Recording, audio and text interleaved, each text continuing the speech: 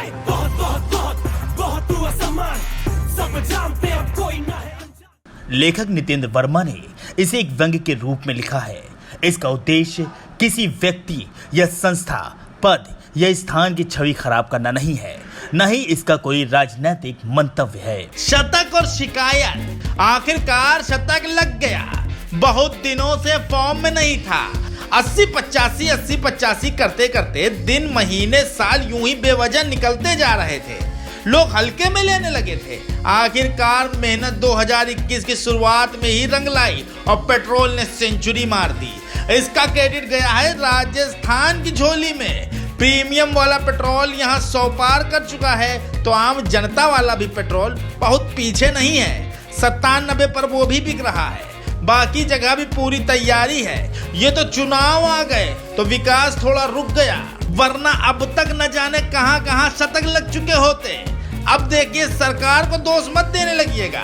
ये सब जनता की भलाई के लिए ही तो हो रहा है। सरकार ने बाकायदा विश्व स्तर के तमाम अर्थशास्त्री और धर्मशास्त्री, जनशास्त्रियों से कई दौर की बातचीत के बाद ये फार्मूला तैयार किया है।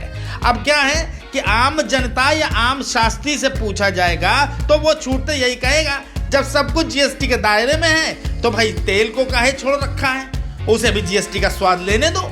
या फिर पेट्रोल के चरित्र पर भरोसा नहीं, जब गली मोहल्ले के निठल्लों पर भरोसा कर सकते हो तो ये तो तेल है। लेकिन देखिए, सरकार ने आम जनता के हित में ही तेल की कीमतों को 13 अंक में चलाने का फैसला लिया है।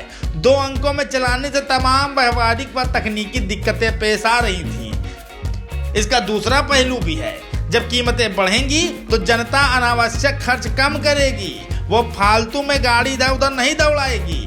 अभी तो ये हाल है कि बगल की परचून की दुकान से एक साबुन भी लाना जाना हो तो लोग गाड़ी उठा लेते हैं। कई जगह तो तरोताजा होने के लिए खेतों में भी गाड़ी से ही जाते हैं। बताइए, है नहीं तेल का दुरुपयोग? साथ ही इससे सड़कों पर वाहनों का दबाव भी तो कम होगा। हम जैसे हर बार 20-20 का तेल डलवाने वाले तो कान ही पकड़ लेंगे। वैसे भी अब तो बिजली से चलने वाली गाड़ियां आ चुकी हैं। सरकार का साफ कहना है कि अब तेल से नहीं बिजली से चलो, मतलब तेल न पियो, बिजली के झटके खाओ। कम कीमत वालों को वैसे भी हमारे देश में हिकारत की नज़र से देखा जाता है। सस्ती चीज को समाज में वो स्थान आज तक नहीं मिला जो महंगी चीज को मिलता है। लेकिन तेल बहुत स्मार्ट है। मीडिया की सुर्खियों में रहने का गुर खूब आता है इसे। वो जानता है कि अगर लगातार मीडिया में आया तो उसकी हालत भी पात्रा हो जाएगी, कोई इज्जत ना रह जाएगी, सब घर की मुर्गी ही समझेंगे। इसलिए वो बीच बीच में उछाल मारता है। बस इधर उछाल मारी और उधर मीडिया वाले कैमरा कलम लेकर तैनात, फिर सब मिलकर उसकी ऐसी लानत मलानत करते हैं जैसे उसने किसी के घर में डाका डाल दिया हो। अरे भाई, अपनी मेहनत की कमाई खाता है, किसी से उधार थोड़ा ही मांगता है। लेकिन तेल की भी कुछ समस्याएं हैं जिस पर सरकार को तुरंत प्रभाव से विचार करने की जरूरत है। वरना देख ही रहे हैं आजकल सड़कें चलने के लिए कम, बैठने के लिए ज्यादा इस्तेमाल हो रही हैं। अव्वल समस्या तो ये है कि तेल वैट से बड़ा परेशान है। सबको तो नया नवेला जीएसटी पहना दिए और बेचारा तेल अब भी वही पुराना वैट लपेटे घूम रहा है। अरे साहेब, आउटडेटेड हो गया है ये। सब खिल्ली उड़ाते हैं बेचारे की। इतने दिन तक तो अब रिश्ते भी नहीं टिकते। दूसरी समस्या आम जनता से है। जब जनता की कमाई बढ़ती है तब ये तो कुछ नहीं बोलता, फिर इसके महंगे होने से जनता को आपत्ति क्यों? अभी देखिए, एलपीजी के दाम भी बढ़ते बढ़ते 800 पार कर गए। जब पिछली बार इतने के आसपास थी तब इसकी पूंछ यानी सब्सिडी आती थी करीब 150, फिर कीमत गिरी तो पूंछ भी झुक गई। अब सब्सिडी बची 15-20 तक, अब कीमत फिर से पहुंच गई है 800 तक। लेकिन इस बार पूंछ पीछे छूट गई, वो अभी 19-20 पे ही अटकी पड़ी है। शायद कपलिंग खुल गई होगी, जैसे अपने अक्सर ट्रेनों में होता रहता है। अच्छा, एलपीजी भी पूछ रही है कि साहब सब्सिडी का गलत कम से कम हमको तो समझा देते। कस्टमर सारा का सारा गुस्सा उसी सिलेंडर पर निकाल देता है और बेचारे सिलेंडर को जानकारी के अभाव में उत्पीड़न और घरेलू हिंसा सहने को मजबूर होना पड़ता है।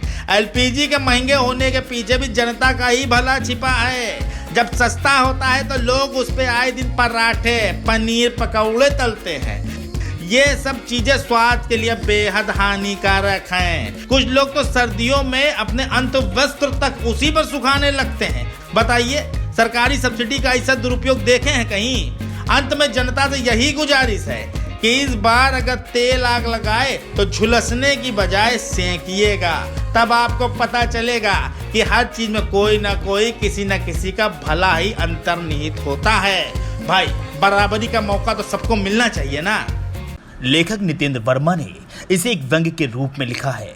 इसका उद्देश्य किसी व्यक्ति या संस्था, पद या स्थान की छवि खराब करना नहीं है, न ही इसका कोई राजनीतिक मंतव्य है। बहुत बहुत बहुत बहुत तू असमान, सब जानते अब कोई ना